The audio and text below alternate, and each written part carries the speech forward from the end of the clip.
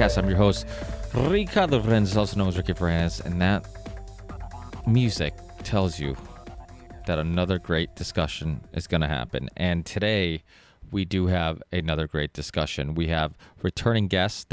They are all returning guests, great friends of mine who've been on the show a bunch of times, so go into archives and check those out. We have Charlie Robinson, the author of The Octopus of Global Control, and also podcast host of Macroaggressions with Charlie Robinson, so definitely check that out. We have Robbie Martin from Media Roots and also filmmaker. So if you haven't subscribed to his podcast, he does one with Abby Martin, his sister. Great podcast, great website. Definitely check him out. And also check out some of his documentaries, A Very Heavy Agenda and American Anthrax. And then also we have Jeffery Wilson from the Conspiracy Farm podcast, with which he hosts with UFC Hall of Famer Pat Miletich. So, which you guys might get familiar with, because I'm pretty sure ESPN and everything's just showing old reruns, and you might find some old reruns of UFC, and you might see that name pop up quite a bit, Pat Miletich. So keep a lookout for that. He's also one of the hosts of the Conspiracy Farm. So a great discussion we have. We all talk about our perspectives, our opinions, what we think is going on, and what we think is going to happen. Obviously, we're getting tons of feedback from people daily. I am talking to people left and right. Everybody's contacting me and letting me know what they heard or what they read or this or that. So just a lot of information. We recorded this Friday night, March 20th. By the time this is released, who knows what is announced or what's going on. There's a lot of speculation going around. So I guess I'm going to try to get the show out as quickly as possible so it's as relevant as possible. But yeah, so subscribe to everybody's show, my Patreon page. As you guys know, you can support me on Patreon. Everybody who has and is right now, I truly, truly appreciate it. I'm sure now it's harder than ever to do something like that, so I really appreciate everybody who still supports the show on that. Support my guests' work, buy their books, buy their documentaries, subscribe to their shows or podcasts, their YouTube channels, like it, rate it, spread it as best as you can, share it. So I know a lot of these, what I find the most interesting conversations are the ones most likely being suppressed. So it's super important to share this stuff if you can. And that's it for now. I don't want to bother you guys too much. I just did a solo podcast where I did it like a 30-minute rant, which you guys know I am very good at doing long rants. I did a full rant on my perspective on what's going on and my opinion, so please check that out. It's kind of just me getting a bunch of shit off my chest and just letting everybody kind of know where I stand and my take on stuff, and also giving you some other shows and some other videos to check out. One is Stuff They Don't Want You to Know. They have a really good coronavirus podcast, which came out, I think, quite a few weeks ago. It was before really the hysteria. I can't talk today. The hysteria peaked, and also the No Agenda show's done a couple of really good shows. The last 2 episodes they've done, I've checked out on, and they speak a lot about obviously what's going on in the world, and they have a lot of really good information. And Ben Swan and even people like Dr. Drew are making sense. They're saying things that make sense in regards to the media getting a lot of the blame for this. And Ron Paul, same thing. He has a couple good videos just explaining how all this reaction is just not justified. So in the show description, for some reason on our YouTube channel, in the show description, what I was going to say is in the show description, I'll put links to all our guests' work. There's websites or social media accounts, all that stuff. But I don't want to forget to tell you that, unfortunately, for some reason, my software that recorded the video of the podcast or of the discussion didn't record my video feed for some reason. I think the guests, they could see me, but for some reason when it was recorded, you couldn't see me. So my apologies for that if you wanted to see me also visually, see me have the discussion. But I'll try to fix that. I don't know what the hell happened. Either way, enjoy the show, guys. Stay safe. I love all you, and even everybody that I've been talking to on social media, the people I agree with, the people I disagree with. I'm not trying to be a jerk, and most of you, if not all of you, basically, even the people who disagree with me and think that this is a huge deal and that we all should be protecting each other and whatnot. When I state my perspective and why I believe what I believe, just about all of you have met me halfway and seem to think that I'm making a pretty logical point. So thanks everybody who's putting up with my social media stories and tweets and stuff. And I know that sometimes you don't want to be exposed to constant information that's against what you believe or what you think is going on. But I'm doing my best and just trying to look at things logically, not emotionally, and really giving you some positive information for once, because the media is just force feeding you negative information, how bad this is going to be, how bad it can get, and all this stuff. And I'm really trying to put it in perspective when you look at the flu numbers and other diseases and other things that kill people. Put in perspective that really, according to what's going on right now in the U.S., there's no justification for the military coming in, for martial law, for shutting down schools, for telling people to not be around anybody and to be by themselves and all this stuff. It's to take everybody's rights away, to protect possibly a small minority. Then I just think that's a huge issue, and it's a little scary how far this is going. And right now there is no end in sight. I don't know how far it's going to go, and I don't know when it's going to end. From day to day, it just seems like it keeps escalating, and I'm hoping it doesn't. So enjoy the show, guys. And like I said, check out the archives with these guests' past appearances. Check out their shows, and hopefully we'll do another one of these very soon to keep everybody updated on our research and our perspectives on what's going on. And I will see you guys on the next one. Peace.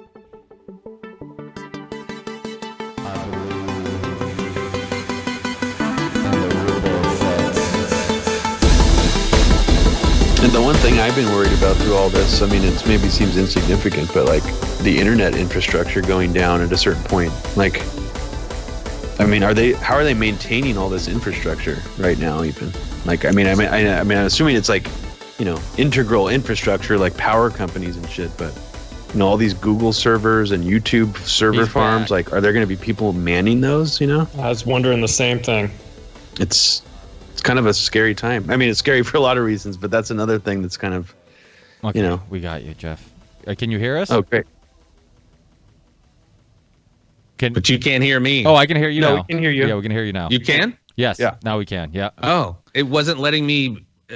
It kept disabling my microphone and my camera. It just went away. It just died. I don't know. They did that last night too. This is yeah. Well, it is true that the internet infrastructure. Well, I know that like Netflix was talking about how they wanted everybody to watch shit in standard definition to help some of really? the. Yeah, they put out a thing. They're like, oh, can people watch things in standard definition? So because of the everybody watching Netflix, and I'm just like, are you fucking kidding me? Like, could you make our lives any worse? Like, we already can't leave the house. Wow. I'm like, now we have to watch freaking. And if you watch stuff in standard definition on a high def TV, it looks like dog shit. Like it looks way worse than on a regular TV. So that's all madness. So okay, well, I guess let's jump right into it, guys. Thank you so much for being with me. I really appreciate it for you joining me.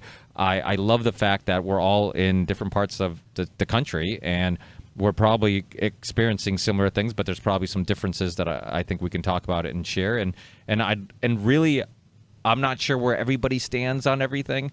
So it'll be fun to kind of just hear our perspectives, our opinions, and just, I guess, a different perspective compared to the mainstream media. Because, I mean, if anybody listened to, I did a solo podcast. My last podcast, I did a solo podcast. I just had all this, like, just built up. I had so many people online contacting me, people at my gym talking to me, friends text messaging me. I'm like, listen, I just need to do a solo podcast, give everybody my take on what's going on.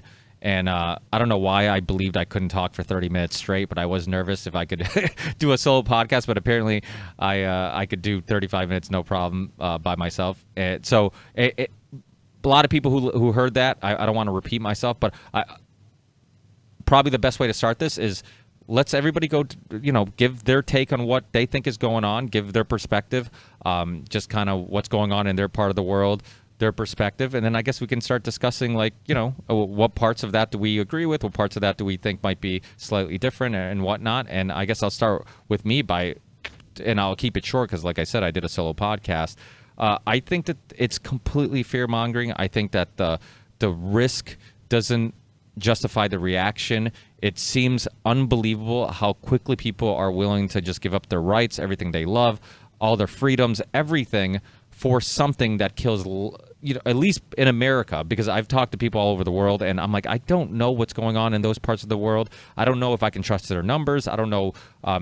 It's hard to even get the information in America of the average age of people who are dying, and if they have compromised immune systems, if they're, what other factors are going on, because all the media is force feeding you is, this is how many cases, this is how many deaths. They're not giving you any positive information, anything that might give you a sense of hope, like, okay, this is the average age, or these are the percentage of people that had underlying conditions. They're not giving you any of that. They're constantly only giving you negative stuff to keep the hysteria going.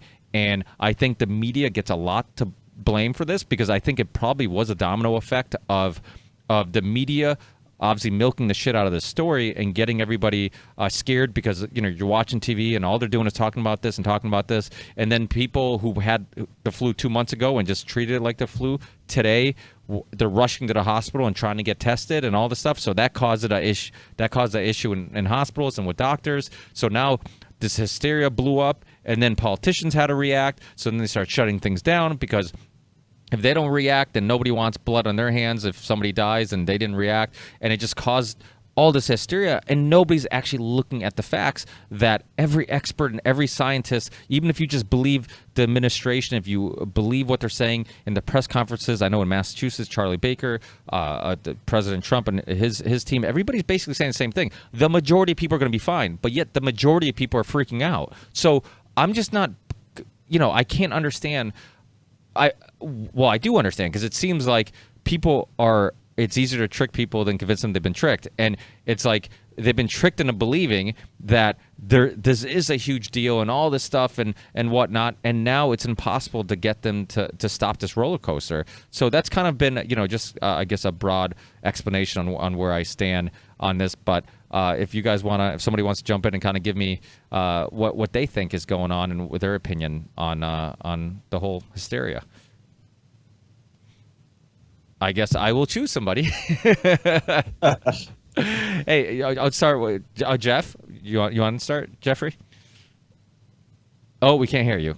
So while you figure that out, maybe it says your microphone's off. Do you see that? Okay, while you figure that out, Charlie, you want to give us your? Sure. So my name's Charlie Robinson. I'm an author and researcher. I have a podcast called Macroaggressions with Charlie Robinson that just started in video format on David Icke's new platform, Iconic, and audio versions wherever else you get podcasts. I wrote a book called The Octopus of Global Control that deals with control structures. And this is going to be the most fascinating look at control that we have seen in our lifetimes beyond 9/11. It's going to be painful and weird and all these things. But if we take a step back, it's going to be fascinating to see how this all plays out. My biggest problem, and there's a lot of them that I have, is with the mainstream corporate media. Now, this is an institution that has been busted lying to us so many times that they have zero credibility. They are the boys who cried wolf. So when they come online and they talk about numbers and they talk about reactions and they talk about all these things, it is impossible for us to really get our bearings and believe them and know what is happening because they have no credibility. So I can't take them at their word for anything. That we know that they love a good crisis. If there isn't an organic crisis, they'll manufacture one. So we've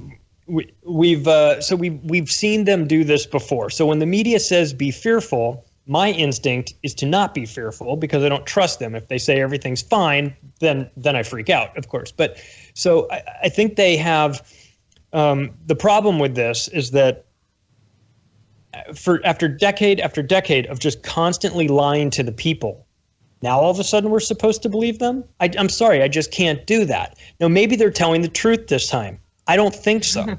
I don't believe them, and I'm not willing to give them the benefit of the doubt on this. And I think a lot of people feel the same way. So then you wind up on social media arguing with people, and they're parroting mainstream media talking points as if it's the gospel, and the rest of us are saying, well, it may be true, but we know where it's coming from, and the source is definitely suspect. So it's hard to tell what's true and what's not, but we can do the eyeball test. I live in Colorado. I'm currently in Florida on vacation. It's the last day of our vacation. I'm at the beach. Everything is normal here. Everything has been normal here. The only thing that we've seen recently in the last 2 days is that when you go into restaurants, by the way, they're still open. When you go into restaurants, they've removed some of the tables and spaced them out a little bit more. Other than that, I haven't seen anything. That being said, we've talked to people at restaurants that, people that are working there, and they have said that things are getting ready to change. So I'm reporting this as of Friday, March 20th. And I'm hearing strange, rumors about things coming. But from my eyeball test, what I've seen, business as usual here. Robbie, you want to jump in? Give us your perspective from, are you still in California? Yeah, I'm in the Bay Area. So yeah, just from my own personal experience. So I was given via robocall and text message what do they call it? Shelter in place orders. First by, I guess, the counties around here, and then just recently, 2 days ago, we got an announcement that the state is now issuing stay in place or shelter in place orders. So Governor of Illinois just did that as well.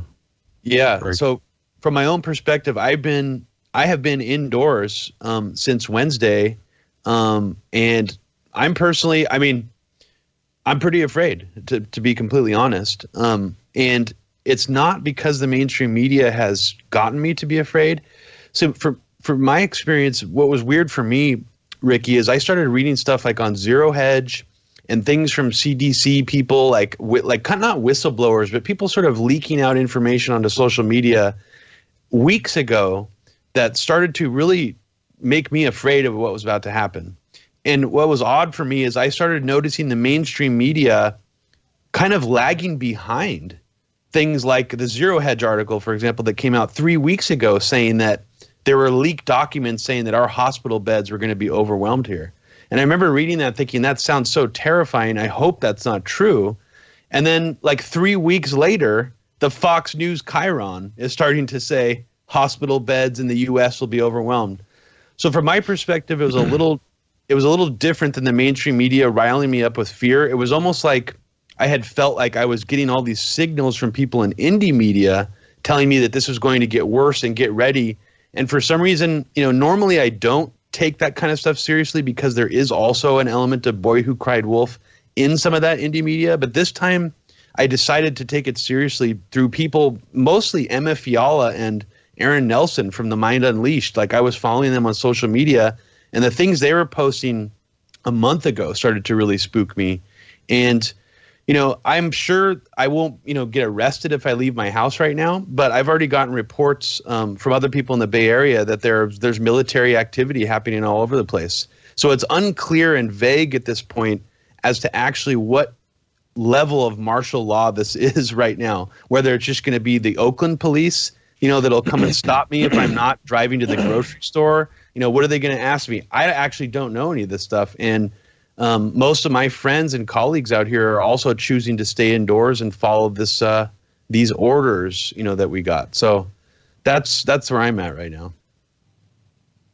Jeffrey, you want to give us your take? Yeah, I mean it's freaking me out too, man. I sleep like shit, and I'm more, I'm more. I don't think it's the virus is going to be what it is. I mean, I hate to be that, like so many more people die from flu than this. I don't necessarily think right now the reaction is matching the threat, but almost at this point, like I guess whoever started out, I mean, the die has been cast, and that when I say that, like the fear die, like it's already on and popping. Like my boy said, my boy co-host Pat, look at how people are behaving in stores to each other, and their bellies are still full. Their phones are still on, and they're on like this. So it's not even for me, and I'm whatever. We do this. There's a certain doom and gloom aspect to our show on the conspiracy farm, but oftentimes we talk about just the dark side of humanity, shit that happens that people can't fathom that actually happens. And I don't think we get, I'm not saying this to you guys, but it's about to get bad. No one's working. People are going to run out of money. Whatever food they have, that's going to run out. They're hyperinflating the economy with like what, $3 trillion, $4 trillion within like a few days. Great. You give me $1,000. I can maybe buy what, a fucking Snickers bar, and not everything's closed anyway. So, I mean, when you started out saying, you know, how we give up our stuff, this is, I mean, they do it all the time. This is the social, a certain aspect of this is social engineering 101, fear-based conditioning, scare the shit out of everybody. I mean, the Secretary of Army just came on and said they're taking over hotels. They're taking over college dormitories to turn into triage spots in ICU. Now, I don't know if that's going to come from just the flu itself, but I mean, again, think about the social, not only just the financial, the sports they closed down in and of themselves, all those sports, it's billions of dollars. That could have a huge ripple effect on the economy, no pun intended. But look at, they've shut it down from NBA to your local restaurant and everything in between, shipping, food, service, hospitality. Do you know what I mean? There's no stone left unturned. There's no way this can't be, I mean, not the collapse, because I'm sure there's going to be several. There's no way this can't be a collapse. So the financial aspect is going to be horrible in and of itself, and it has been. Now, couple that with the social aspect. Civil unrest left and fucking right. You got Philadelphia police and our police here releasing jails, you know, releasing criminals from jails. You have people in Philadelphia and cops saying, we're not going to respond to certain calls. How is this not the fucking perfect storm? I'm sorry if I'm cussing. I apologize. I do that on our show. I got a potty mouth. How is this not the perfect recipe for, you know, the purge or whatever you want to call it, you know, the Walking Dead kind of scenarios? So again, I think there's a huge aspect of control to this. The level of reset is going to be huge from an economic standpoint. Yeah, they're going to possibly, you know, a lot of these places that are still open and doing to-goes. No, we don't take cash. It's only credit cards. I mean, this is a move on cash. There's a lot going to be, I mean, our whole way of life is going to change from this. Remember, I said, you know, on our show the other day, remember pre 9/11, like what was going on? Like, man, remember life before 9/11? It's about to get that way. Like, damn, remember life before the coronavirus, dude? So, I mean, we haven't even begun to see the beginning of this. You know what I mean? So it's so bad. It's so bad right now, dude. In like a week and a half, 2 weeks, 3 weeks, and that's not even just doom and gloom, guys. Like, think about it. There's every aspect of like social economic collapse is there. Well, they went and from, we're just at the tip of the iceberg. They went from 250 people, and then to like overnight to like 50 people, then 25 to like now 10 people. Now they're telling you if you go on a hike with a friend to be 6 feet away from them.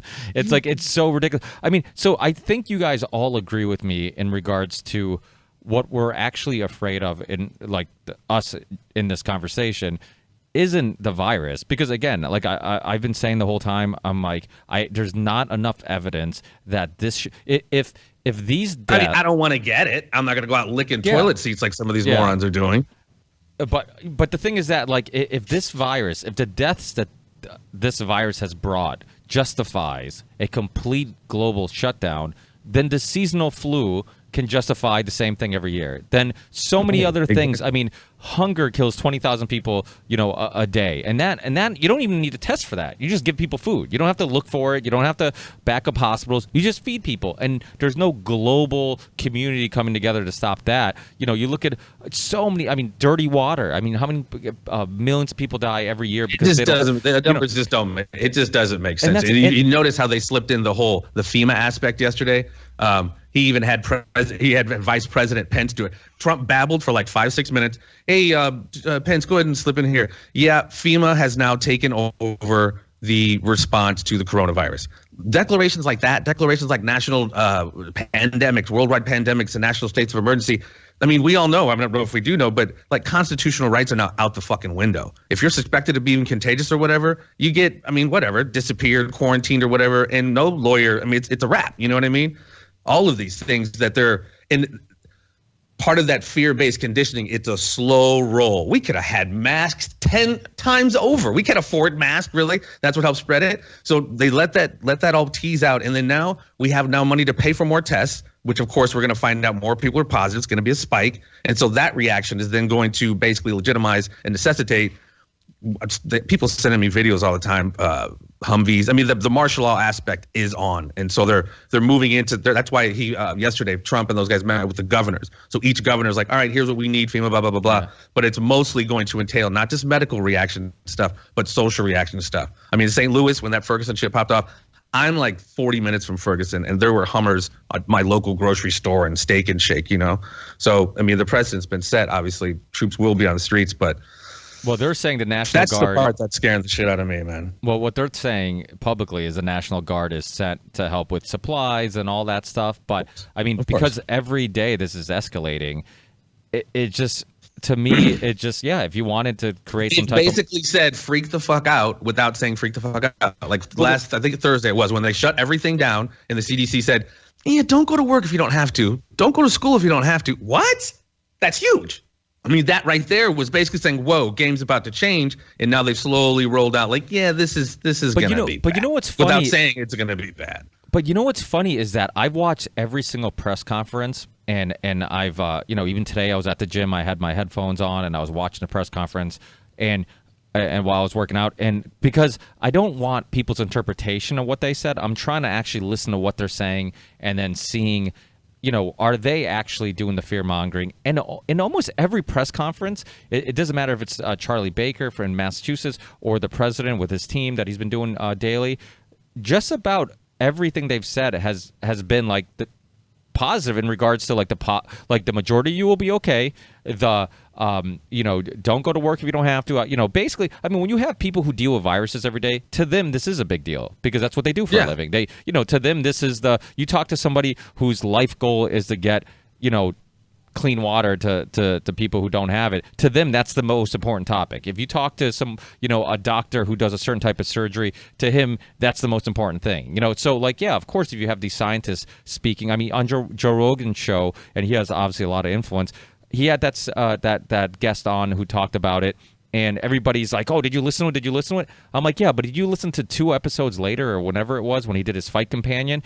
And even after sitting down with that guy for that long, he was basically saying, he's like, I'm not really afraid of it. I'll be fine. So it's like, most of the scientists and most of the experts, all of them are saying that like the majority of us will be okay. So what I don't understand is why so many people, and then they're like, oh, what about the old people? You don't care about old people. You don't care about this. And, people are, it's not about that. It's like, well, they're at risk. Like if my wife's grandmother's 85, like if I'm sick or my kids are sick or she's sick, it's common courtesy. We don't go see her. Why? Because we know that if you have if you have a weakened immune system or you're old, something like a common cold could really be harmful or lethal for her. So like that, nothing has changed in regards to that. Like if you're sick, you shouldn't be around people with compromised immune systems. If you have a compromised immune system, you should be more careful about where you go and who you're hanging out with and all that stuff. So what's amazing is how like all of a sudden people are acting like this is different. And I think some of it's the mystery behind China,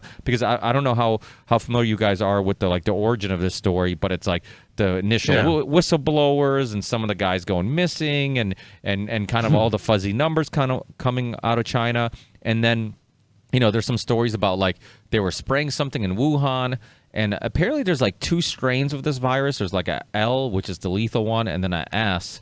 And the lethal one, if you get the S, I guess you're immune to both. So there's some people have speculated that they're spraying the S strain all over China. But there's also a whole lot of people in China really close to one another. So if you did have a virus that could spread easily, it's going to spread easily. So that's what I think. But whether whoever it is, I think there is an asymmetrical warfare. More, not that it ever was, but just from an optic standpoint, it's bad. So now we're going to see more asymmetric, whether it's cyber, whatever stuff like this, biological. And when it happens, we don't really think about who did it necessarily. We're so too busy reacting because we had the shit scared out of us, right? So we don't think about who necessarily threw the rock in the pond to create the ripple effect. We're, no pun intended again, we're more concentrating on the ripple, which is more important. But ultimately, we will find out that this was probably because this is kind of a checkers game where we're all playing with all this while they're playing chess, thinking shit like 20, 30 years in advance, right? I think someone, maybe it was David Icke said, or so whoever it was, basically it's like two tigers fighting over a mountain now. It's no longer the Soviet Union. It's now China and the U.S. So I think there's definitely an asymmetrical warfare aspect to this, in my humble opinion. So I think we're all probably on the same page in regards to what's actually scaring us isn't the virus or concerns of getting the virus, but it's the reaction to this whole hysteria. Right. And how. And it doesn't that's the part that's freaking me out. Seriously, I'm sorry, bro. Go ahead. I mean, I think I just for myself, I have to admit, I am pretty scared of the virus itself too. I mean, I'm pretty convinced that it, even though I'll probably be fine from it. The people that I love will probably not die from it. But I have to admit, I am pretty convinced this is like Spanish flu level bad in terms of what percentage of the population this might kill. It's going to be huge. It's going to be a generational type of event that we've never witnessed before. But I think that's, that aside, I do think that the actual control mechanisms that are going to be put in place to respond to it are what we need to be most concerned about. And coming up too, just in terms of fear levels, I'm also worried about how people are going to react when they see the death rate spike in this country. Even just seeing pictures of those supposed mass graves in Iran is pretty chilling. What will happen when people start seeing our hospitals flooded with people in the hallways and in makeshift tents run by the National Guard? I'm really concerned about the psychological effect that's going to just have on people who are watching that on the news. It's going to be awful. So I guess I just wanted to share that I'm taking the virus itself pretty seriously. Yeah, I mean, until I see numbers on the average age and all that stuff, that's the thing. They're not giving you those numbers, and that's why everybody is kind of freaking out, because the only numbers they're seeing are this many deaths, this many cases. Well, why aren't any of these fucking athletes dead? Why aren't you? If you look at so Del Bigtree on the High Wire, he had his staff put together all the interviews that have been on mainstream media from people who have the virus. So athletes, celebrities, basic normal people who were just on there interviewed. And he's like, I didn't cherry pick these. And he put them all together and just did a whole little video of all of them. And all the people are like, yeah, I felt fine. I guess I have the virus. I feel fine so far. Like, everybody is saying that. I mean, my only argument against the idea that it was man-made was that if you're going to make a virus that's going to kill a bunch of people, then wouldn't you want to kill more than just old people? but maybe that's what I'm saying. Maybe that's not what they want to do, because like if you kill the host and the virus dies with it, they want it to spread to necessitate this reaction, this huge, cascading fear. It's not necessarily a kill situation. Like, in my opinion, I'm not a fucking epidemiologist. You could be right. We could all be stacking bodies here in a minute. But in my opinion, there's a larger function to this more than just some man-made thing that's going to take a lot of people. They don't want a lot of people to die.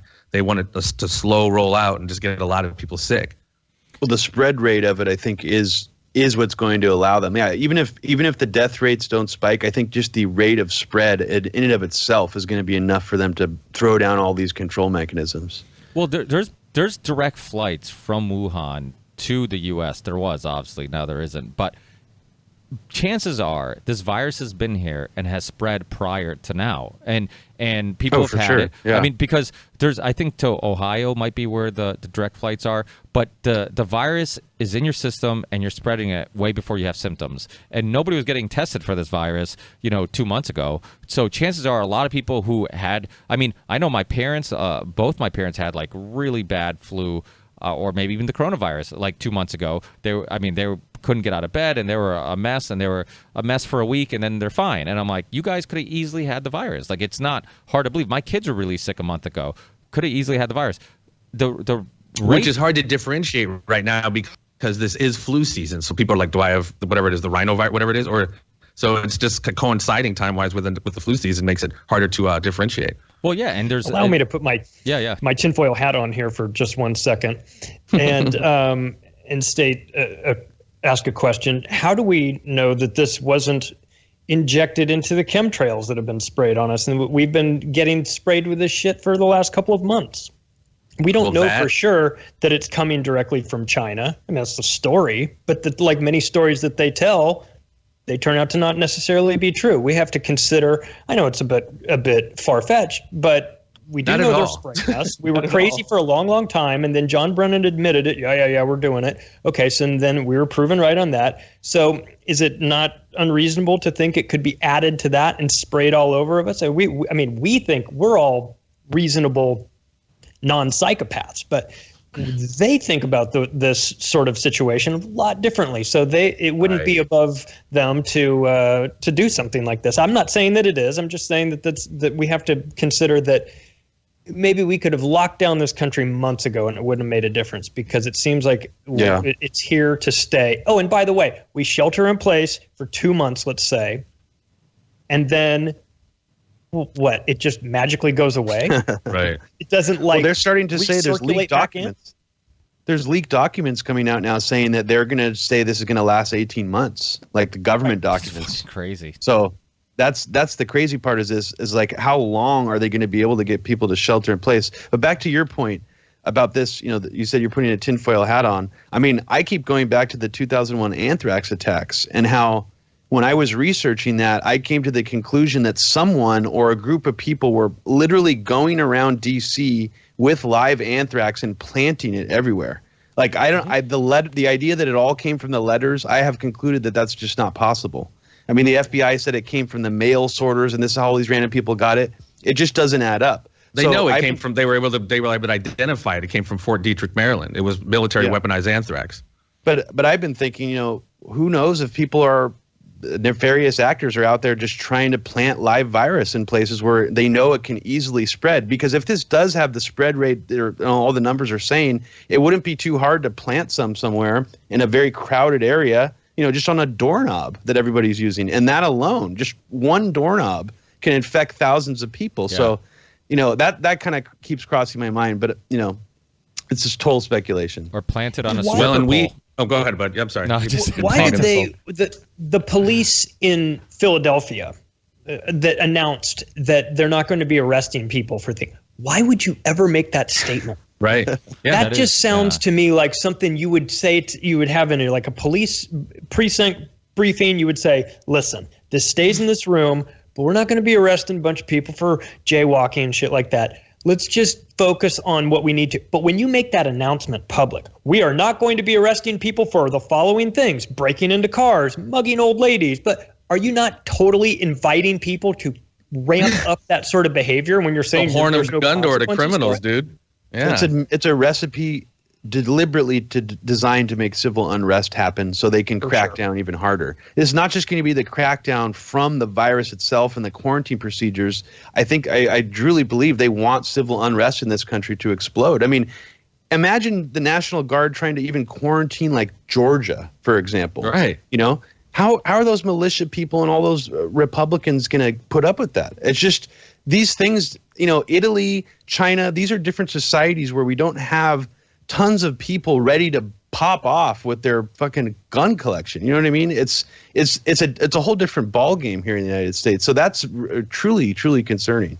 Well, and the huge freaking 10,000-pound elephant in the room, or whatever you call it, forced vaccines. What's the end? Oh, game? yeah. Because that's what, even whether Republican or not, there are people who are just not going to have it. Oh, yeah. Some people will just, and that's again, what people are looking at, like, oh my God, this is so insane. Please give me whatever. I don't give a shit. Whatever it is, please stop this. To the point where it's like, you lose your normal thinking when this kind of trauma happens. But dude, there are people who, no matter how bad it gets, they know the scenario that we're talking about, or at least some of us halfway agree with on, whatever you think of vaccines. Sometimes they're just not good. And in this case, whether good or bad, people are just not going to have it. And that'll be another layer of bodies. You know what I mean? Broke people who can't shelter in place for 2 months. Forced parents who are like, fuck your vaccine. I mean, there's so many layers to this, dude. There's no doubt it's martial law here in just maybe 6 weeks, if not sooner. Yeah, I mean, I fully agree with that. Yeah. Yeah, the vaccine thing is interesting because it's like there's a coronavirus bill that they just gave Big Pharma tons of money for development and research of a treatment or a vaccine. The experts have said, like, you can't, like, even the quickest of time, you wouldn't get one done within a year anyways. So they're going to get all that money, and even if they did get a treatment or some type of vaccine, you're going to pay for all the research and development of it, and then you're going to pay them for the vaccine. Ching-ching. I mean, that's huge. I mean, you're gonna be, That's racist. and then if you force everybody to have to take it to go in public areas or whatever to get this vaccine, I mean, it's a perfect way of. When you got Trump yesterday saying, "Well, try maybe it'll work. Try this malaria medicine. Maybe it'll work. Maybe it won't." I mean, that's where we're at now. We're just like throwing shit at the wall and seeing what sticks. And what also is very disconcerting to me, gentlemen, I don't know how much you guys know about this, is they basically war gamed this in October of 2019. I think event 21 held by the Bill and Melinda Gates Foundation, the World Economic Council, literally war gaming this spread of coronavirus. So, and we all know, maybe we don't, the history of Bill and Melinda Gates, and it's also very suspicious to me when he, in the middle of this, like a week ago, resigns from Berkshire Hathaway and Microsoft, and all these other CEOs are resigning from these huge companies. Something is up. We need to look back at that now and try to figure out what the hell they knew. Feinstein, your girl, I don't know if you guys saw today, she sold a shit ton of her stock before this happened. Yeah, I mean, this insider stock trading is one thing, but the resignations, I think, are also really suspicious. Sure, and we should figure out. What I was even speculating: is this why, like Paul Ryan, all these, Trey Gowdy, or all these different people? Well, I'm not going to run again. I'm at the apex of my political career, but I'm not going to run again. Everybody thought it was Q, and he was going to be rounding people up, but how much did they know? Because if this is as bad as they say they is, I mean, this is the kind of shit they talk about in the Bilderberg meetings and all that other stuff. They're playing chess. You know what I mean? Let me read this really fast, because you mentioned Event 201, and I had this ready to go for this. I want to read you the Event 201 scenario. This is from their website. This isn't from me or anything like that, but I want to read, it's a couple paragraphs, and it lays out, this is the simulation that they ran in October. Tell me now, with the benefit of hindsight, looking back at this, if this doesn't pretty close to what we've got right now. It says, Event 201 simulates an outbreak of a novel zoonotic coronavirus transmitted from bats to pigs to people that eventually becomes effectively transmittable from person to person, leading to a severe pandemic. The pathogen and the disease it causes are modeled largely on SARS, but it is more transmittable in the community setting by people with mild symptoms. The disease starts in pig farms in Brazil, quietly and slowly at first, but then it starts to spread more rapidly in healthcare settings. When it starts to spread efficiently from person to person in the low-income, densely packed neighborhoods of some of the megacities in South America, the epidemic explodes. It is first exported by air travel to Portugal, the United States, and China, and then to many countries. Although at first some countries are able to control it, it continues to spread and be reintroduced, and eventually no country can maintain control. There is no possibility of a vaccine being available in the first year. There is a fictional antiviral drug that can help the sick, but not significantly limit the spread of the disease. Wow. Since the whole human population is susceptible, during the initial months of the pandemic, the cumulative numbers of cases increases exponentially, doubling every week. And as the cases and deaths accumulate, the economic and societal consequences become increasingly severe. The scenario ends at the 18-month point with 65 million deaths. The pandemic is beginning to slow due to the decreasing number of susceptible people. The pandemic will continue at some rate until there is an effective vaccine, or until 80 to 90% of the global population has been exposed. From that point on, it is likely to be an endemic childhood disease. Wow. Some Georgia Guidestone numbers, dude. That's crazy. Well, it's so weird. The Event 21, or was it Event 201 thing? 201 keeps coming up. And the thing I keep telling people is these things, different things like Event 201 have been scripted and drilled out for decades. Like one of the things I researched while, working on American Anthrax, about the anthrax attacks, was this pandemic drill called Operation Dark Winter in June of 2001, that games out a similar scenario about a terrorist launching a smallpox attack in the United States. And essentially the same scenario you just sort of went over happens. And another interesting aspect in it that was also an Event 201 that I think we need to be very, very concerned about right now is, even in this drill, Operation Dark Winter from 2001, they're talking in it about websites spreading dangerous disinformation during the pandemic and how they need to be shut down. So what does that mean now? That basically means that anybody, including us, who are spreading any alternative theories or challenging any official narratives about coronavirus could be labeled as dangerous disinformation. And, well, we all know about the National Defense Authorization Act, which allows for the indefinite detention of Americans, assassination of Americans. Yeah, I mean, they can even get away with stealth assassinations right now. I mean, I don't want to get too dark, but I was, pondering. That's where we're at, bro. Call a spade a spade. That's exactly where we're at, and that's what I'm saying. I've literally these last few days, even though I'm stressed the fuck out, and it's crazy that I'm even saying this. I'm shifting my mindset to more of a survival mode, if you will. Like I'm hunkered down. You know what I mean? I'm not working there. I'm working from home, doing my podcast, and just things that almost like. In emergency situations, things that normally wouldn't happen are going to happen, and the things that you normally, not that I'm going to do anything illegal, but you know what I'm saying? Just things are changing, man, and we need to change with it. And what we're willing to do, willing to put up with, and envision. No, that could never happen. No, a lot of that shit's probably going to fucking happen, dude. Yeah, and to piggyback off what you said, the NDAA, let's also remember the Smith Modernization Act of 2012, which legalized propaganda inside the United States. Now, that wasn't some act that was set to expire. It would have stayed in place. There was nothing that needed to be done to it. They specifically went in there and made the changes to that to legalize propaganda. Not like they weren't lying to us already, but they legalized it. And they took that specific step to make sure that they had the ability to do that. And then you've got guys like Richard Stengel, the former editor-in-chief of Time magazine, who jokingly referred to himself as the chief propagandist of the Obama administration, talking in front of the Council on Foreign Relations panel saying, I don't have a problem with propaganda. I think propaganda works. I think it's good. I think there's a need for it. So you've got these assholes that are in charge of the information, and they're going to tell us what is the official story and what isn't the official story. And they have no problem. They are on record with no problem about lying to the people. So we have to be very careful about the information we get. Now, we might get it wrong, but at least we know we're coming from a good place. I don't trust those guys. I know they're not coming from a good place. They're definitely getting it wrong. It's just a matter of the degree at which they're lying to us. And like any good lie, it's going to be 80% truth, 20% lie. Right. Some fraction like that. So you're going to hear some things and you're going to go, yeah, that checks out. Yeah, okay, I see that. Yeah, that sounds good. But there'll be that one little bit in there that's a total fabrication that we swallow, just assuming that it's part of the truth. And so, like you talked about, if I made a list of the 10 things that scared me the most about this, I don't know that the virus would even be in my top 10 right now.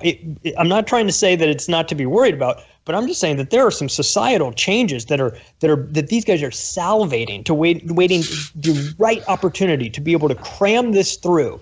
And we all know what happens in these situations, just like with 9/11. Please save us. Whatever you do, we can't have another one of these things. If you've got to do that, we got to take your rights away. We got to make you take your shoes off and walk through the metal detector. We got to blah, blah, blah, blah, blah. Gotta wiretap you. You're like, fine, do it, whatever. Just save me. This is problem, reaction, solution. And that's what freaks me out too, man. But it's like you said in the beginning and I've been a history guy forever, so not that I'm smarter, but you see this pattern over. How many more fucking times can they lie to you? Before you before you even open your mouth, you're fucking lying. And that's called Stockholm syndrome. Like literally, it's mass Stockholm syndrome. And it's been going on, going back to Operation Mockingbird. You control the information, you control the narrative. They've been doing that forever. A lot of people, when I first found out that Gulf of Tonkin didn't happen, I was like, what? Yeah. You know what I mean? But on April 4th or whatever, when Lyndon Johnson was like, you know what, they fired on us on the high seas of the Gulf of Tonkin, you're like, go get them, go get those commies. 58,000 of our brothers and sisters and uncles and dads died. How many millions of they don't give a fuck. They'll body. They don't care. Like I said, propaganda. They've been doing it forever. But the frustrating part is like we get called tinfoil hat conspiracy theorists, even though we're just pointing out just blatant lies throughout history. If you've taken 2 seconds to pay attention to it, it's systemic. I said the other day, name a war from the last 100 plus years that wasn't based off bullshit in some way, shape, or form. Yeah. Babies getting turned over in incubators, the Persian Gulf War, Gulf of Tonkin, World War II. We know our role in that. World War I was horseshit. Spanish-American War and the sinking of the Maine. We knew about Pearl Harbor. It's fucking ridiculous, and it's systemic. Again, the mass Stockholm syndrome is what freaks me out, because those are the ones who the fear does most. I mean, I'm scared too, but I'm not going to, like you said, I'm not going to believe that bullshit. But there are a whole bunch of people who are just like, please, Brian Williams or Lester Holt, whoever it is in the NBC News or CBS News, tell me what's going on in the world so I know.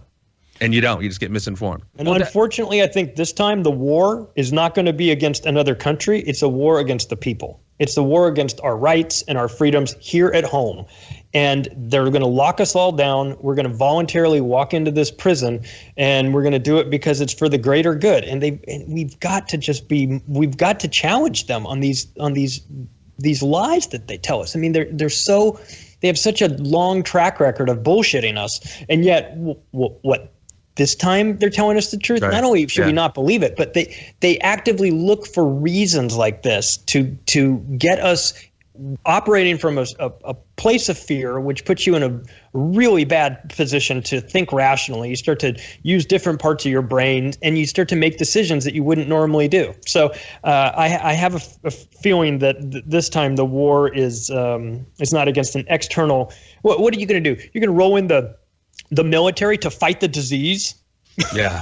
Like, right. What kind of fucking logic is this? This is insanity. Or the outbreak scenario. Remember the movie Outbreak? They flow in with the plane and firebomb the town. You know what I mean? Like, yeah, great. I mean, one of the things, one of the outcomes I do think we need to worry about geopolitically is that I think this will really accelerate the Asia pivot that a lot of the neocons have been driving towards for the last few years. Yes. And that also is very concerning. And everybody's complaining that Trump's calling it the Chinese virus and it's too racist, but I think that people are missing the point. There's people whispering in Trump's ear to make him say that aren't doing it just to spread xenophobia. They're doing it because they understand that by calling it a Chinese virus and assigning the blame now is important to utilize this crisis for geopolitical purposes. Yes, just like it was after 9/11 to blame Iraq and to try to blame whoever. You know, even some neocons try to blame Palestinians the day after 9/11. So this is all a game. It's a geostrategic game. And that's what's really concerning to me is a lot of people are missing that. They're just going after Trump for being racist. He's a racist. Well, no, actually, he has dangerous PNAC neocons, literally, from the Bush era, whispering in his ear, telling him this shit that the neocons have wanted to do with China for decades. I mean, and not to mention even the Iran stuff right now, strangling Iran, putting these heavy new sanctions on them while thousands of people are dying. It's horrific. I mean, it's basically a form of war they're waging on Iran, and sanctions are designed to kill people. That is a war. That isn't war. They called it siege back in the day. It's an old school warfare tactic. But no, you're absolutely right. Going back to what I was saying about the two tigers fighting it out, and I've been talking about it for years on the show, seeing the growth of the One Belt, One Road. That's so game changing, from the roads, from the train routes, from the maritime routes that goes all the way over to Africa. It is absolutely game changing. Them building those bases in the Yellow Sea or in the Spratly. Man, my teacher told me when I was in 20 years ago, there's so much more oil in the Spratly Islands than we have anywhere else in the world. I don't know how much they talk about that, but no, the long game, geopolitical. People don't get it now because we're just fighting for basic necessities and staying alive. While again, that larger architecture does what it does. And that's, again, part of the whole social engineering aspect of this. Freak everybody out, distract the shit out of them. You got it. There's also a concept called the Thucydides trap, which is the rise of a new empire challenges the existing empire. And over the course of history, it's a Greek concept. Over the course of history, there's been 16 different empires that have come and gone. And in 12 of the cases, the rising empire has been attacked by the fading empire. I would say American empire is the fading empire. I'm writing a book about this with Jeff Berwick, and so it's fresh in my mind. The fading empire of the United States looks to challenge the new rising empire, China, for supremacy. So there is a psychological component to this that is not limited to our modern history, but it has been going on for recorded history, that as you feel challenged, you look at the challenger and institute a war against that. And unfortunately, I think there may be some component to that. This may be the 17th time that we see this, and maybe the 13th time that it happens, unfortunately. Well, and if you've read the book, and Zbigniew Brzezinski's The Grand Chessboard, in the introduction to the book, I mean, he basically talks about what you're talking about. His is talking about Eurasia. The whole role of the United States in the early 20th century, our job from a military standpoint, is to completely prohibit any kind of rise of any country in Eurasia, not just Europe, not just Asia, but Eurasia. And then that's exactly what we've seen play out. But that can only play for so long. And like you said, China's on the rise, man. And there's just a lot more to this. But again, while that larger chess game's at play, I'm man, how long can I stay out of work? You know what I mean? I'm down to, or a lot of people are just down to bare necessity, or just taking care of bare necessities. You know what I mean? Basic survival at this point. Well, that's the what thing. We got to lock it down for 8 weeks. What? Oh no, I wanted to ask you guys. What do you guys think? Is there going to be a like a baby boom come out of this because everyone's locked down? Do you guys think that's going to happen? Probably 9 months from now. There's just going to buy stock in diapers. What do you guys think a lot of dead bodies buried in backyards. Baby husbands who just couldn't take the wife. I joke. What do you guys think of all the kind of insidious anti-Chinese stuff coming through the U.S. mainstream media the last few years? Like, I don't remember hearing very much about Falun Gong, for example, like since my childhood. You know, like in the 90s, and then all of a sudden it's back. The Epoch Times, it's like this hyper viral clickbait website you see all over the place, and apparently it's run by the Falun Gong. Where are they getting their money? Probably the CIA. The Hong Kong protests getting so much media coverage. Yep. What else? The Uyghurs. It's like all of a sudden the U.S. media cares about Muslims. It's like, wow, this shit is obviously very artificial, and it has the same playbook as all the stuff that led to Cold War 2.0 with Russia. The gay law coverage that was given here, how much media attention Pussy Riot got. I'm noticing a lot of that same framework, and I just want to know if you guys have noticed that and where you think that's coming from. Absolutely. Specifically with the Uyghurs, I was just talking the other day. I mean, I don't know. The Tsarnaev brothers, the guys who did the Boston stuff, they had direct ties. His uncle Ruslan was married to Graham Fuller's daughter. Graham Fuller was basically the chief of the CIA for that particular region of the Stans, Tajikistan, and basically radicalizing a lot of those former Soviet republics who happen to be Muslim. And that borders right there, that area of China. And China was getting hip to the fact that they were going to start utilizing Uyghurs to start problem, reaction, solution, blowing shit up, because that's exactly that area where that one belt, one road is going to go through. So a lot of people are just like, China's bad for locking down Muslims, which of course that's bad, but they were hip to the game of what was going on, because it was already going on in the stands in Chechnya, et cetera. So some people don't necessarily look at when they look at all that. But no, I definitely see, like you said, the perception, like after 9/11, and I lived in Chicago, people were beating up Sikhs, like, you fucking idiot. You know what I mean? People were just so, you know what I mean? They were just so out of their mind. And so that's exactly what's going to start happening. I mean, look at what we were willing to do. Glass parking lot, those fucking Muslims, you know what I mean? And that's essentially what we're going to start seeing right now. Someone just posted something, a Korean guy got the shit beat out of him. It's like, it's going there. So I see it happening too, bro. I definitely see it. Yeah, some Asian kids playing in a park got their faces mutilated by some attacker. They don't know if it was related to this, but the timing is, pretty suspect a few days ago. Yeah, I mean, the bigger picture. Yeah, go ahead, Charlie.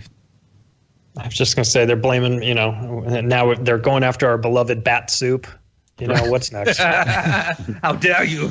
Yeah, because the bigger picture is so important, because, you look after September 11th, and even if somebody's super skeptical about if the government had a hand in it or let it happen or whatever, like, one thing that's undeniable is that they use the emotional reaction of those events to capitalize on going to war, and millions of people's lives were lost or changed or traumatized because of Iraq and Afghanistan. And continue to be. Yeah, and continue to be. And yet everybody just like, oops, my bad. Yeah, we might have fucked up. Maybe we shouldn't have went there. Yeah, maybe there wasn't weapons of mass destruction. So like the government and other people behind the scenes who capitalize on these events, like, regardless if this was man-made or, if the coronavirus has been around for a long time, but this strain of it was man-made or created naturally from nature, without a doubt, there's going to be people who are going to attempt to capitalize on the hysteria of it.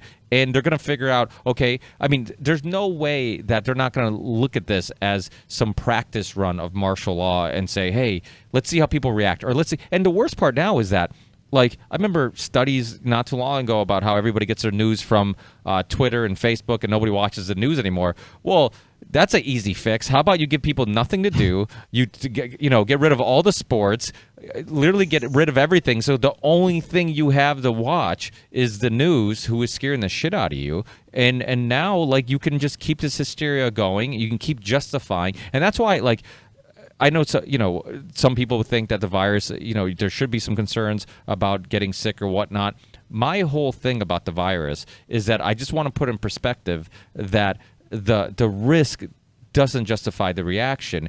And most people are just falling for the trap of, well, if they're shutting things down, it must be serious. If they're shutting, Right. and just this big brother knows best. If they're telling us to stay home, if they're Stockholm telling, syndrome, dude. Yeah. That's an aspect of Stockholm syndrome. yeah, and There's no critical thinking. You know what I mean? And when you do, oh, you must be one of those whatever conspiracy tinfoil. Like really, or I just know history. It's water's wet, motherfucker. I'm sorry if you don't get that part. Well, it's amazing how like I see a very similar reaction to like the last election. It's either you're for Trump or you're completely anti-Trump, and it's the same thing with this. It's like if you say anything, and most of the time I'm saying stuff to like try to give people the peace of mind. It's like, listen, you're getting enough fear mongering and enough negative news from everybody else. So let me, I'm trying to let people know. I'm like, listen, the average age seems to be old. Most of these people are sick, and people are just attacking me like you don't understand, this is dangerous. You shouldn't leave the house, and no. It's like, listen, I was going out to eat with my family every day until they shut down the restaurants. Not every day, but my point is, I was living my life until I was forced not to, and I'll going to the park with the kids, it's like why? It sounds like Florida. They still are. That's why it was interesting to hear you say that. You're like, everything's the same down here. I just got a text while we were on this call that they've closed down all the beaches now. So well, I heard they were teasing that, but I didn't know if that was going to. Surprised it took that long. Yeah. Wow. Yeah. Well, have you guys know about that study? It was a bunch of scientists talking about how it seems like this virus spreads quicker in like 40 and 50 degree weather, that because it is like when it's drier, it gives your respiratory system more issues, and when it's humid, obviously it's easier for your respiratory system. That's why people get sick in the winter. People think it's because I don't know what people think why you get sick in the cold, but it's not that. It's not always just because of the cold. It's because of the respiratory issues, the respiratory flus. The ears thinner, the lack of vitamin D because of the sun, which is good for your immune system and all that stuff. And that's the other thing too, is like if the news really gave a shit about you, why? If they're all saying, was that Viagra? I can't tell. It's blurred. Vitamin D. Canned Viagra. But Blue Chew, sponsored by Blue Chew. There we go. But if they truly cared about people, why aren't they telling them? Like they're saying that, hey, if you have a compromised immune system, like, hey, you could be at risk. But they're not bringing on doctors or nutritionists or people saying like, hey, this is a way of improving the strength of your immune system. This is a way of making sure, make sure you get sunlight. If you live somewhere where, you're around fresh air and you can get some vitamin D, be outside. It's good for you. Like they're not giving you any of that stuff. It's like they're just telling you stay inside, eat snacks, watch Netflix, and get more unhealthy. So when this shit attacks you, you're too weak to fight back. I mean, and that's the other thing too. The death rate in America might go high, might go up quite a bit. But that's also because before this virus, if we were having a conversation about the standard American diet, or we're talking about the average American, we would all agree like most of them are unhealthy, most of them are obese. We have a huge issue with health in America. We're all agreeing on that. And now it's like, oh my God, people are at danger of this. I'm like, yeah, well, there's a lot of really fucking unhealthy people in America. There's people who chain smoke and people who eat. I mean, go to McDonald's drive-through. It's full of people just, eating that shit every day. So it's like, yeah, there are going to be some people who aren't going to be able to fight back against this, just like they would some other bad flu. So I think regardless where this came from, I think it is really important to do what we're talking about, and that's like, let's look at the big picture. How are they going to benefit from this? Who's going to benefit from this? They're already giving out tons of money to Boeing and all these people. I mean, and people are using this. Everybody's getting Isn't a bailout. that socialism? Yeah, well, that's the thing, and that's this is a argument for. And I think Robbie and I talked about this like a day or two ago about universal basic income.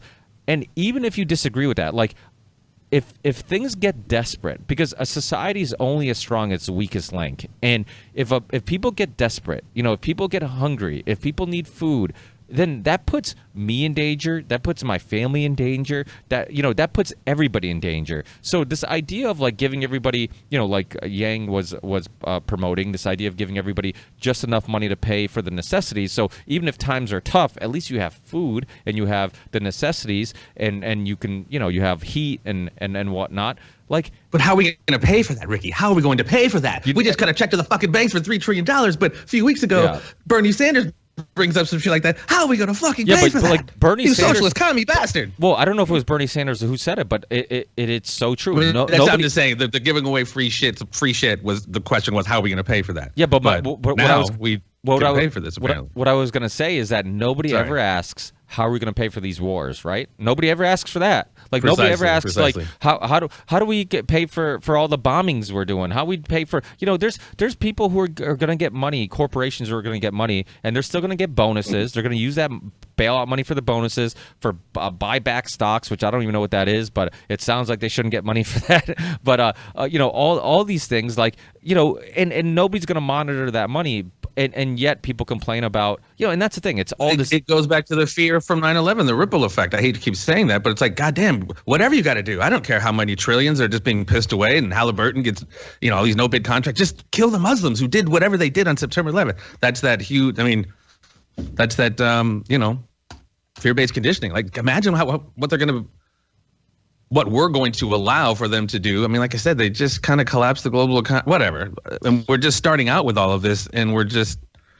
And I've had friends, like you said, giving up so many rights, just letting the fuckers write $1 trillion checks, and I know we briefly scratched the surface of this, but a lot of I think we've all been hearing kind of similar things. I've heard people from the military, friends of friends who are in the military, all this stuff, saying that they're preparing for some type of lockdown. And they're, and that's the thing. That's why it's like, okay, rewind. Let's take steps backwards.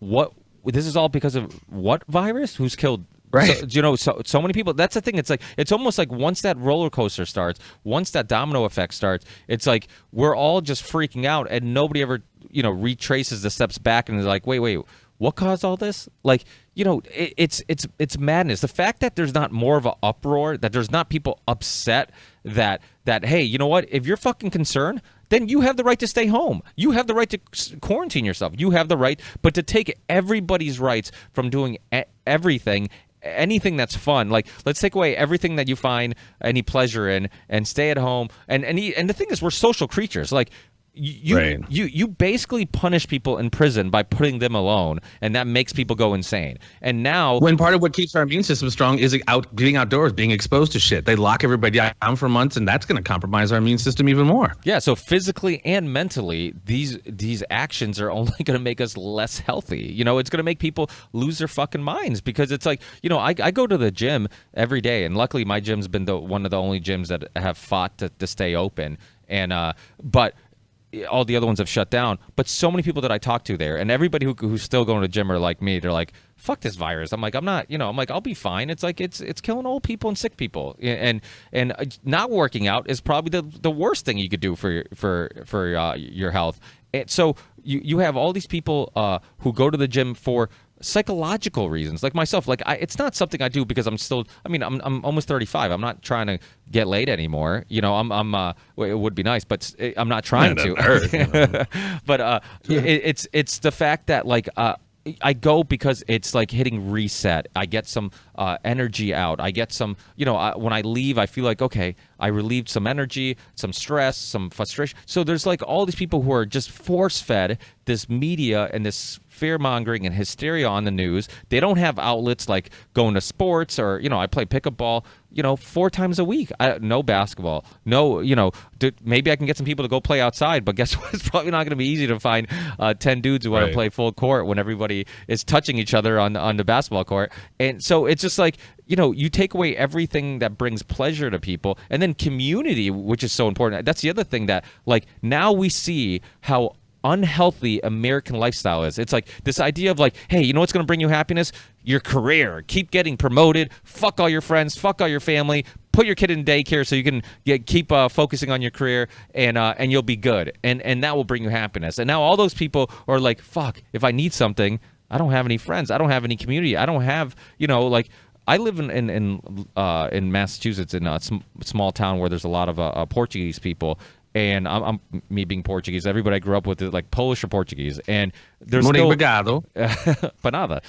But there's a lot of people in here who are still right from the old country. Like, I was born there, and the houses, everybody talks to each other's, your neighbors, and you talk to who lives next to you. And if you need something, you get tomatoes from this person, you get cucumbers from that person, and there's a sense of community. But there's a lot of people who don't live like that, and there's a lot of people who think that the American dream is, I call it the sabotage of the American dream, where you have this white picket fence, you go in your garage, you shut the automatic garage door closer, and hope that none of your neighbors try to have small talk with you so you can be left alone. And and so it's like now we're all being punished that way, where we're all being punished. It's like, don't even get together because initially I'm like, well, at least we can get together with some friends. Nobody has shit to do. So now it's like, no, don't get together with your friends. And I have a lot of friends that I'm like, well, I'm telling my wife, I'm like, hey, don't invite them over because I don't think they're going to come over because they're freaking out, or don't invite, and to even tonight, we're going to have a fuck coronavirus party and we're going to have a couple people over because we don't really care, and so now check back in 12 days and I want to see how that played out. Oh, no. I'll look like one of the other things I've been thinking about. Even if you're not worried about the virus, I think I'm most concerned right now for anybody who has any underlying health conditions in this country who need to go to regular doctor visits. Yeah, because if what they're saying is true, which I believe it is, that the hospitals will become overwhelmed at a certain point, they're canceling all elective surgeries. They're canceling all non-essential doctor's visits, and even things like insulin. If all these food supplies are running out, how are diabetics going to be able to get treated? If they need to go to the doctor or they need their insulin, is that supply going to still stay up? Those are the things I think that are mostly worrying to me right now from a health perspective. Well, I don't know if you guys know anybody with underlying health conditions, but if you look at most of these people, I think somebody brought it up already. If you look at not everybody, but most of the people who've died, it wasn't from the virus itself. They already had asthma or coronary heart disease or something like that. Yeah. So, I don't think, but something I wanted to ask you, because I got a slide here in a minute. How long is this going to play out, and could they possibly cancel the election? Oh, absolutely. There's no way there's going to be the November 5th election. I guarantee it. You think? Yeah, Netanyahu already extended 30 days beyond the election. He's not even supposed to be in office anymore, and technically he's running a dictatorship now. He's shut down everything in Israel. He's not even elected anymore. So if Netanyahu can get away with that, this is the weird thing, is everyone was saying Trump was going to be the new Hitler, when he first got in. He's going to be the new Hitler, he's the new Hitler, but it's almost like he'll be forced into a situation where he might have dictatorial powers to fix everything. It's honestly one of the craziest, most unimaginable scenarios you can think of, really. But again, anything's on the table at this point, and that's just another layer of the chaos to ensue when that happens. Imagine where we are societally at that point, however many months from now, whatever month we're at now, I can't do math, but imagine November where we're at. It's not going to be pretty, and then you cancel the election. That's just going to exacerbate the already fucked up situation, man. Yeah, well, all the primaries got moved, or most of them got postponed at least a month. So they already started doing that. So I don't think it's too far off to postpone the general, for sure. And of course, everybody's saying, let's get Joe Biden in there. He'll fix it. Yeah. Sleepy Joe. Oh my man, rest. This is madness. But thanks, guys. I really appreciate you guys being with me. I think people will appreciate a different perspective from all this. I think we're all going to be okay, at least in regards to getting sick. It's everything else that I'm really concerned about. Since we're doing, if you guys don't mind, let's do this again. Let's not necessarily weekly because we're going to have a lot of downtime. Let's do this more, because honestly, until they shut this down, people keep hitting me up. These conversations are great, man, and these are what need to be had, because like we said, and what's freaking me out, I can't find the news. Like, what's the news I can actually rely on and believe in? Not that we're necessarily have the pulse of the news, but we might have alternative opinions that other people might share, and it's just good to have these conversations. So I definitely want to do this again with you guys. Yeah, me too. Totally, yeah. Let's reconnect in a couple days. Counting on how fast things change. If things change drastically, maybe reconnect in a couple days or in a week, and and we'll go from there and kind of see what's going on, because it does seem like day to day things change pretty quickly. And I'm leaving tomorrow from Florida to drive back to Denver in an RV with my in-laws. So I'll be able to report on some of the madness, as what we see along the way, and see if we had. So you're in Colorado. Where are you at, Ricky? Where's everybody from? I'm sorry, you said Massachusetts. Yeah, I'm from Denver. And San Fran. I'm in Oakland. Okay. Well, they just shut down, right? They just did the shutdown pretty much there, right? The other day. Well, last Friday, actually, I've been told to stay in shelter in place for the last week. I've been home. Governor Pritzker, when we came on, Illinois governor start sheltering place, mandatory in place starting Saturday. So another state on lockdown. Jesus. And I'm in Missouri, so that's right across the river, actually. And it's just a matter before they hit Missouri, dude. please be safe, guys. I'm serious. Whatever we want to take serious or not take serious, shit's about to change in such a drastic way, whether it's the virus or the social economic stuff. It's about to get really gnarly. So, guys, I mean, seriously, love you guys a bunch, man. Hey, do you guys even want though we just met, it's all love. Please stay safe and protect yourself, protect your families. And, yeah. Be nice to other people, too. Don't be a jerk. There you go. Yeah, we have the opportunity to set a good example and not treat each other like savages. I went to USC. I was there in '92 during the riots, and I watched when things went from normal one day to fucking chaos the next day in a matter of hours. And you saw some people acting like real shitheads, and then you saw another group of people that took the opportunity to really step up and do the right thing and be nice to one another and sort of band together. And so we how are we going to respond to this? Well, some of us are just going to have to sort of set the tone for how we behave going forward, and hopefully that'll catch on. Hey, so before I let you guys go, can you just plug your shows and then let everybody know, where they can get your podcasts and all your work? TheConspiracyFarm.com is one-stop shop. All of our archived episodes, etc.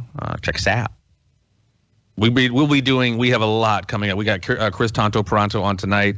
He's the author of 13 Hours and was the impetus for the whole Benghazi movie, and was a former Army Ranger, great guy. I want to get his perspective on how this martial law could play out. Got James Corbett coming up, Dr. Joseph P. Farrell, Sonny Puzikas, former Russian Spetsnaz. So we got an awesome lineup, man, with some very interesting, diverse perspective. So theconspiracyfarm.com. You can find me at the Octopus of Global Control.com. My podcast is Macroaggressions with Charlie Robinson. And speaking of James Corbett, I recorded an interview with him a couple days ago regarding this, and it's going to be on fire. It'll be out pretty soon. You can find the video versions of my interviews on David Icke's new platform, Iconic.com, and the audio only is Apple Podcasts, Spotify, iHeartRadio, all those places. And if you want to check out any of my work, I do a podcast every week. Usually, right now, it hasn't been coming out every week, but it's called Media Roots Radio. And I also do a solo show called MAME Politics, where it's about like an hour stream every other day, a live stream on YouTube. And I do a lot of stuff on Twitter also. Fight with a lot of people on Twitter at Fluorescent Gray. It's awesome. You're the best on Twitter, by the way.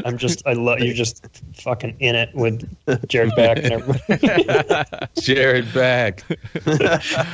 Well, thanks again, guys. Stay safe, and hopefully we talk again soon. I'll send you to the links to the episode once it's up. Hopefully it'll be very soon, because I want the conversation to get out while it's relevant.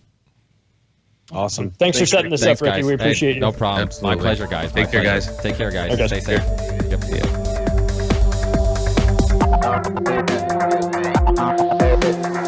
Believe in the ripple effect.